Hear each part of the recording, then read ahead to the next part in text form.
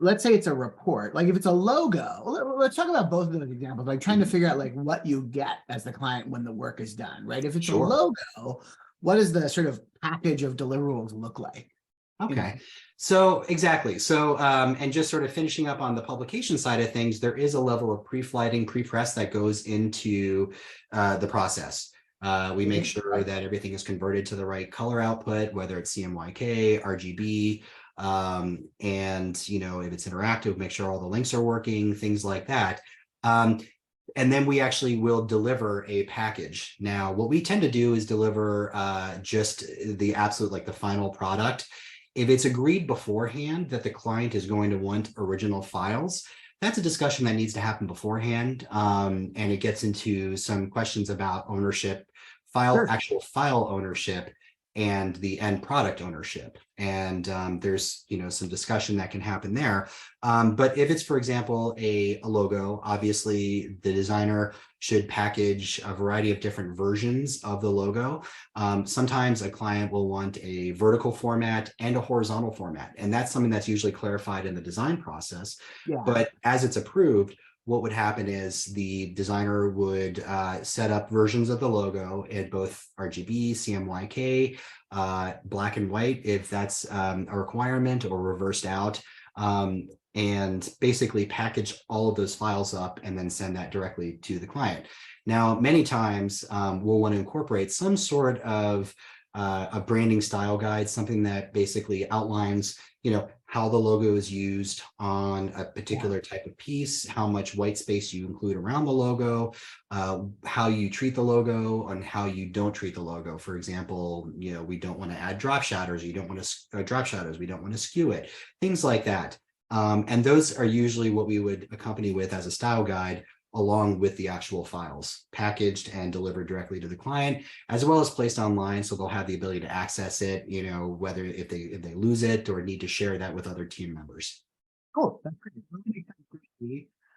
So the basic package for a logo is the logo, maybe with variations that the client has asked for: vertical, horizontal, lockout, black and white, etc., in a bunch of different sort of common file formats, but then also a style guide.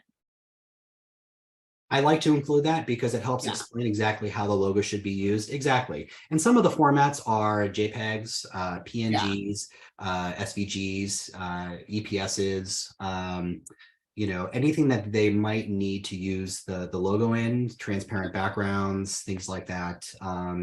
You want to give them the flexibility, and every once in a while they may want a version of the logo that hasn't been outputted, so then that would be sort of included or redone and then sent back to a client. That makes sense. Okay. And then for a report, it's when you talk about like the final document, it's like the press ready or high quality, whatever it is, PDF that they could take to a printer if they wanted to. And then you mentioned like the original files, and I'm checking an assumption here. I assume that is like the InDesign file that you might use to lay out a report. Is that what you mean by the original file? So yes, but essentially, if it's going to print, 9 times out of 10, the client doesn't necessarily want the original files, or they might not even want the final files to send to the printer. As a designer, I definitely like to maintain some level of control over the print process. It's getting harder and harder to do these days, especially with online printers who will essentially deliver a digital PDF proof that you can sort of look at and approve. But the days of actually going on press checks and going to a printer shop and looking at the pages as they come off the press, they're getting harder and harder just because systems are changing. But essentially, the client wants this printed. They need the expertise of the designer to help make sure that the printing process goes smoothly.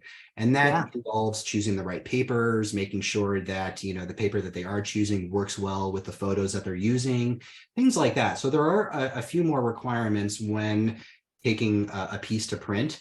And essentially after that project, what we like to do is archive them and then make those files available for the client, at least to have on hand. But again, this goes a little bit more into the conversation of, who owns the files? How are those files disseminated and shared?